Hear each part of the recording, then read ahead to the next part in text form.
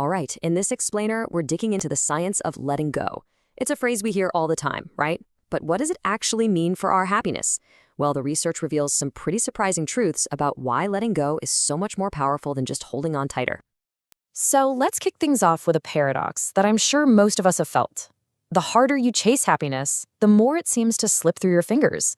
It feels completely backwards, but there's a real scientific reason behind this frustrating struggle.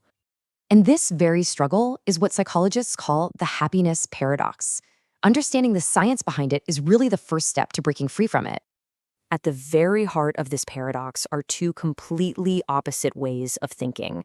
On one side, you've got clinging, that anxious white-knuckle grip on how we think things should be. It's all about fixation and control, and honestly, it just leads to a constant struggle.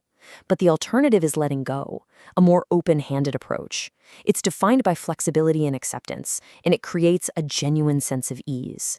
Now, this act of clinging, this need to control our feelings, actually has a clinical name. It's called experiential avoidance.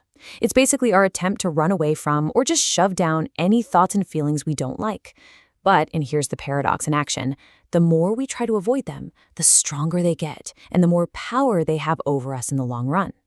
So, if letting go isn't just about ignoring our feelings or our problems, then what is it really? Let's break down the actual psychological skills that make this such a powerful concept. Okay, so a core skill here is what's called non-attachment. Now, this doesn't mean you don't care or you don't have goals. Not at all. It's about going after those goals without being so rigidly fixated on one single outcome.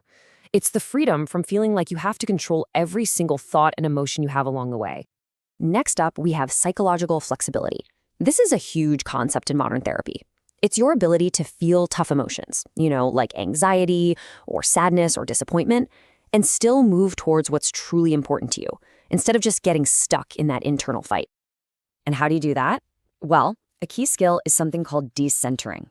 The best way to think about it is like taking a step back from your own mind. You learn to just watch your thoughts and feelings as if they're temporary events, kind of like clouds passing in the sky, instead of getting all tangled up in them as if they're absolute facts. All right, so these ideas sound really nice, but is there any actual proof that they work? This is where we get to the science and what the hard data reveals about the link between letting go and our actual well-being. See, researchers didn't just guess about this stuff. They actually measured it.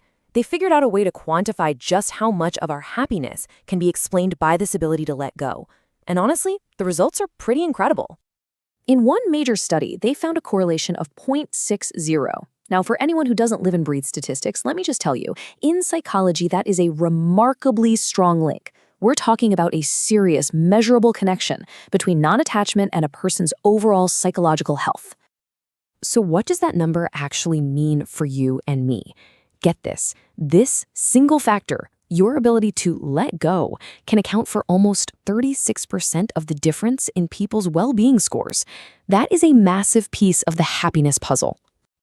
And this isn't just some vague good feeling. No, this effect is specifically tied to the things that make up a truly fulfilling life. Being able to accept yourself, having better relationships with other people, growing as a person, feeling like you have a purpose, and having a sense of control over your life. Okay, so we've seen that it works, and we've seen how much it works. But now for the biggest question, how? How does the simple act of not clinging to things actually create more happiness? Let's pop the hood and look at the psychological mechanics. This table lays it out perfectly. The skills of letting go work because they directly short-circuit the mental habits that make us miserable. That skill of decentering, it stops rumination. Those negative thought loops that go round and round. Acceptance stops that exhausting struggle with our feelings. And things like forgiveness, they release the physical and mental stress we carry around from old grievances. And this right here really shows you the mind-body connection. Rumination isn't just in your head. Research shows it's tied to a slower physical recovery from stress.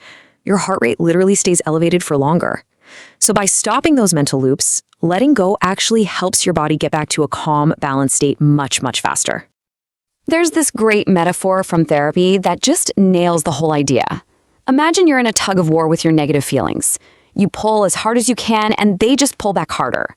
It's a constant, exhausting struggle. Real happiness doesn't come from finally winning that fight. It comes when you realize you can just drop the rope. Okay, let's bring this all home to our final section, where everything we've talked about comes together. Because the science points to one specific type of letting go that is, hands down, the most powerful driver of our overall life satisfaction. When researchers looked at the act of forgiveness, they found something absolutely stunning. Forgiving other people? Yeah, that showed a pretty significant link to life satisfaction. But look at this. The link for self-forgiveness was more than twice as strong. It's not even close. And what this data is telling us is, well, it's profound. It suggests that the biggest barrier to our own happiness often isn't what other people have done to us, but our own relentless, rigid self-criticism. Letting go of our own past mistakes is maybe the single most powerful key to unlocking our own well-being. Ultimately, all the research leads to this one powerful idea. The key to happiness isn't to go out there and try to create it or chase it down.